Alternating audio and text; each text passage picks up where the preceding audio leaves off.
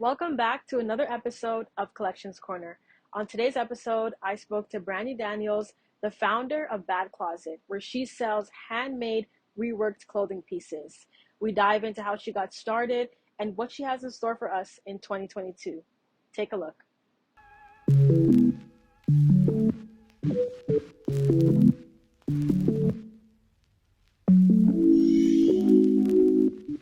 So, first question I have here for you is, what does B.A.D stand for? Right, so B.A.D, that's actually my initials, so Brandy and Daniels.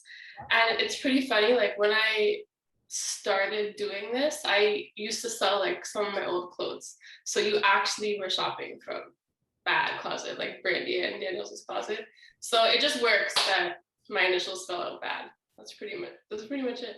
So, you rework everything yourself, right? So, how did you even start to learn how to sew? Just YouTube. I just wanted to get into sewing, so I just went on YouTube and there's so many videos out there, so I just watched a bunch. My mom had this really old sewing machine from Dubai, and it only had one setting.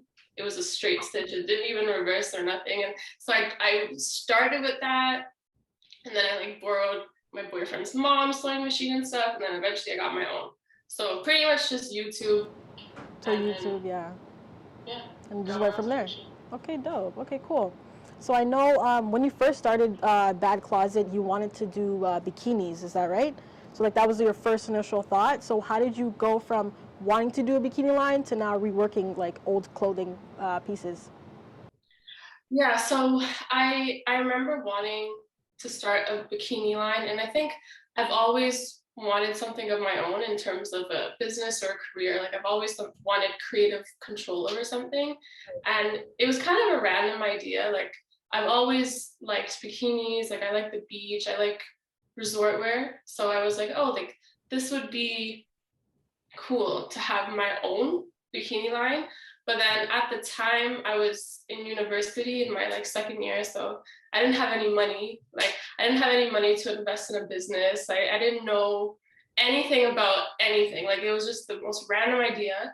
So at the time, like I knew I always loved thrift shopping. Like every weekend I'd be at a thrift store and I'd always find really cool things. So I thought like, why not sell some of these items and why not take some of these items and rework it, because it doesn't cost a lot of money, right, to go to the thrift store.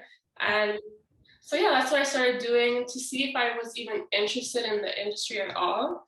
And am I interested in taking pictures? Am I interested in interacting with customers? Or is this just like a random idea I'm going to drop in 2 seconds? So I started it and then I ended up like loving it.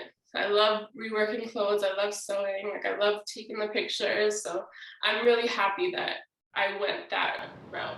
Yeah, and you could really like make it your own, right? Like literally pick something from nothing. So I think that's pretty Yeah, like awesome. it's such a cool process. You have like an old grandma shirt and you could turn into like a two-piece set or whatever. So it's really cool, like knowing that I was able to see something and something completely maybe ugly and turn it into something really cute. And I'm really happy that people also appreciate like what I do as well. So yeah. Cool. So I know eventually like it adds up, right? Like going to the thrift store, trying to find the pieces. Eventually the cost of all the clothes, they start to add up, right? And I know you were in school at the time also. So how are you able to juggle school and work and keeping up with creating your designs? Um, I didn't. It was really hard, honestly. Yeah, Like of I wish course. I could say that I was on top of everything, but it was hard because at the time too, like I wasn't really enjoying what I was doing at school. I was doing bio. And so now that I found something that I really enjoyed, I just found myself prioritizing certain things over others. So it did get really hard because all I wanted to do was sew or, make something cool. So, I mean, at the end of the day, I graduated. I have my degree, so we're all good. That's important.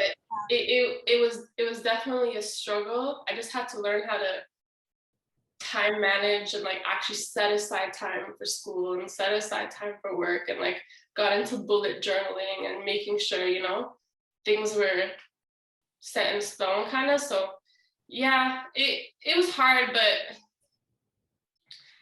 we move on. We You did gotta it. make So do, yeah. You yeah. gotta try your best and put it in your schedule somehow, right? To keep it going. Yeah. I Gotta do feel what you you on gotta that do. one. Yeah. So moving on to now, I just want to touch on your fashion show or, your opportunity at University of Waterloo. Could you just run us a little bit about that and how that went? Yeah. So that was during my first year of like opening my account and sewing.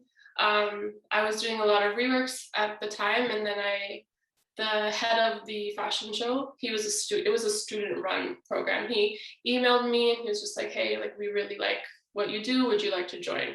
And I was like, "Yeah, of course. Like let's do it." So we just met up, like went over the details, and it was a really cool process. Like he assigned me models, and it was cool just going through that process. I made like 4 outfits, I think, reworked outfits, and then yeah, it was a lot of fun, like seeing my models and my outfits, and like my parents came, my friends came to the show. So yeah, it was a really cool experience. I'm very grateful that he reached out to me.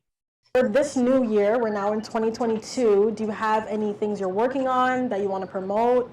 What's going on right now? Yeah, I do have not a lot, but I do have things that I'm really excited about that I'm working on. One thing in particular I've been working on since the beginning of last year. So I think this year it'll, hopefully, fingers crossed, everything will go well and I'll be able to really put that out there. I don't want to say too much about it yet because it's still in the works, but I'm really excited for this year. I feel like I have more of a motivation this year to do more and sell more. So yeah, I'm really excited. I think I'm gonna just keep doing what I've been doing and add some new things as well that people haven't really seen from me yet. Yeah. Okay, well, I'm excited to see it. Excited to see what you put out. So just to wrap everything up, do you have any advice for those starting their own clothing line? Um, yeah, I think a lot of people say like you just go for it. Like you can prepare as much as you want, but you're only gonna really learn once you start, which is very true. And to add to that, I would say like you're allowed to evolve as a brand, and you're allowed to grow, and you're allowed to change. Like if you want to start with one thing, it doesn't have to be like that forever. You can change things, like nothing's set in stone. So once I learned that, it was less of a pressure for me. And I'd also say like once you started, if there's something that's working really well, double down on that and put your resources towards that. I think that's something that I can be better with. Like if you know a certain type of content is working, like TikTok videos work well for you, or if you know a certain product is performing well, or if you know people like seeing your face on Instagram, like do more of those things and keep at those things. And I would say don't underestimate YouTube. Like find other people that are doing the same thing as you, that are vlogging about it, that are making videos about it, and see what they have to say and like learn from them as well. There's a lot of great resources on YouTube. Okay, that's pretty solid advice. I noticed like even for myself, like I can't focus on one thing. Like I'll start something and then I'll do something else, and then that I forget about that, right? But if I stay consistent, who knows what would happen. So I'm glad you brought that up. Yeah, Yeah. and even with me, like when I was doing my reworks, like I wanted to do a billion different types of things. So even though one type of rework maybe people really liked, I'd be like, well, I'm bored of it, so I don't want to make that anymore. But like if you could do that more, like it's good for your business, it's good for your brand. Like make sure you really go where you're celebrated. Of course, yeah. Okay, awesome. Well, thank you again for agreeing to talk to me. I appreciate it. Thank you for watching. Make sure you guys subscribe and turn your post notifications on to get notified every time we post. I'm your host, Michaela Tross, and I'll see you guys on our next episode.